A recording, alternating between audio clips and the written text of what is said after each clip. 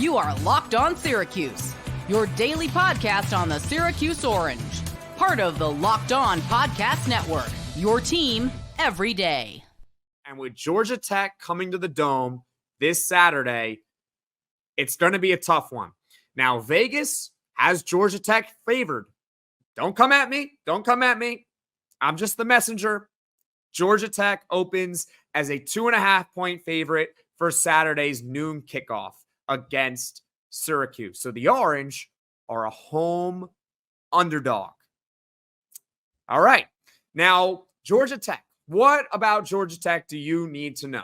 Just an early look, all right? We're not going to go too deep into Georgia Tech because we got all week for that. The game is next Saturday.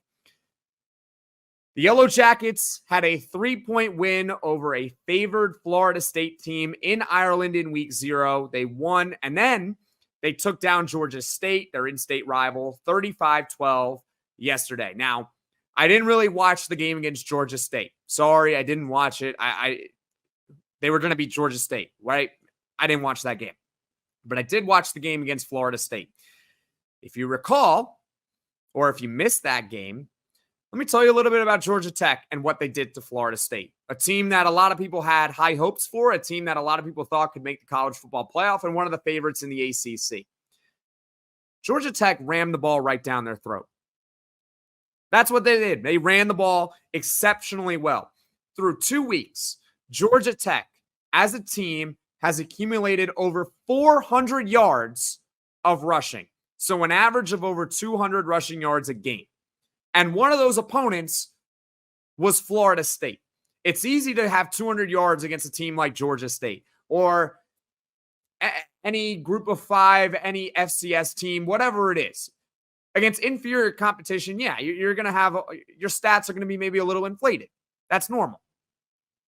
They had over or nearly 200 yards alone against Florida State, who has or claims to have one of the best defensive lines in college football. Now, who leads the Yellow Jackets? Well, first and foremost, their quarterback. Let's talk about Haynes, who is 6'3", 215 pounds. He is not a small dude by any means. He has over 90 yards rushing in 2 weeks. And last season, he had over 700 yards on the ground, including over 80 against Syracuse when they met last year. So Haynes, he's bigger, he's stronger, and he's tough to bring down. So that's going to be a tough matchup for Syracuse. Then you got Jamal Haynes, the running back. Now, Jamal Haynes, I talked a little bit about at the end of yesterday's podcast. Haynes is 5'9", 175 pounds. So he is nowhere near the same size as a guy like Anthony Tyus for Ohio, who was 6'1", 226.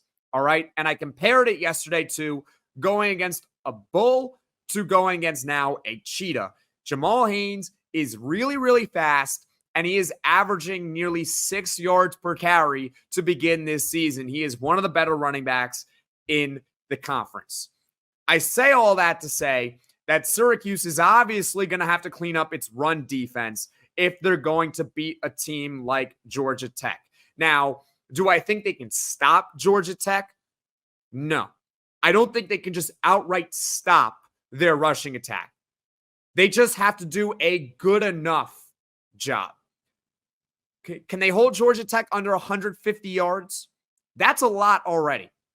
But if they can hold Georgia Tech over 150, keep Haynes in the pocket as best they can, then Syracuse is going to have a good chance of winning the game. 150 yards is a lot of rushing yards.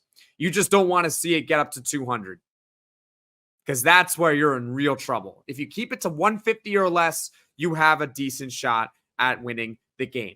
Now, one of the areas where Syracuse struggled in was tackling. Obviously, we can get on the defensive line for the holes that were opened up by Ohio, but it was the tackling on the next level that really had me irked that has to be cleaned up.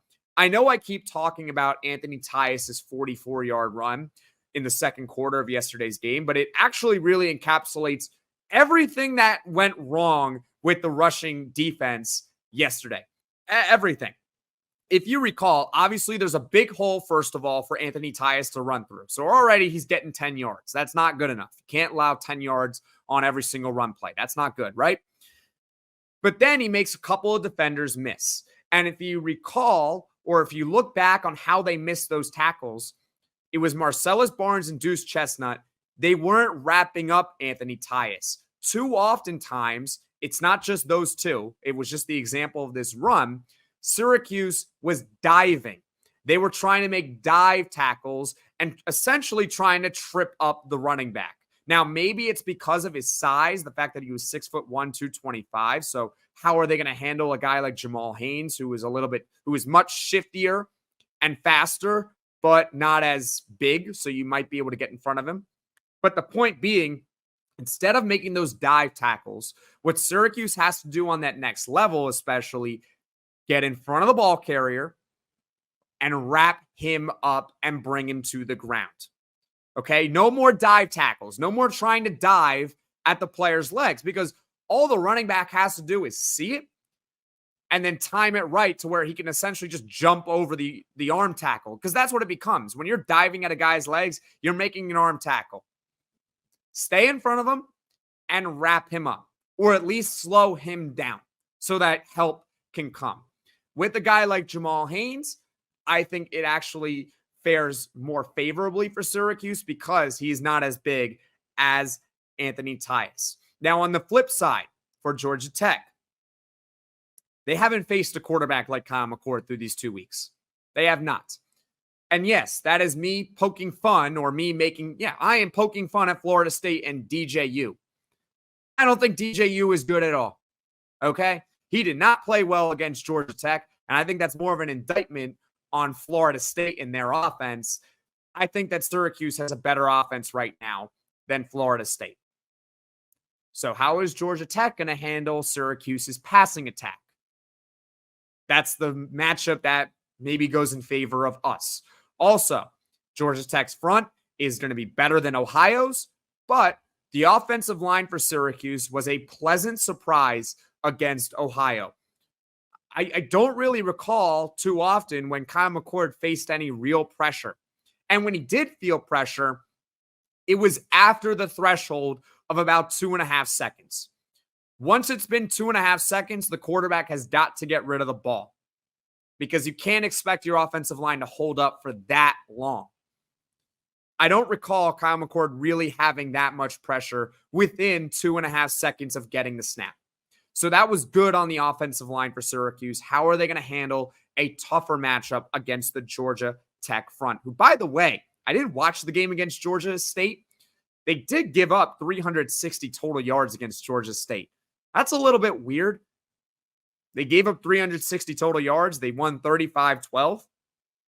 Regardless, it's going to be a fun contest. Syracuse is a slight underdog in this game. This is the first true test of the Fran Brown era. I hope they can pass it. And if I had to give an early prediction, I do think that Syracuse is going to find a way to win this game.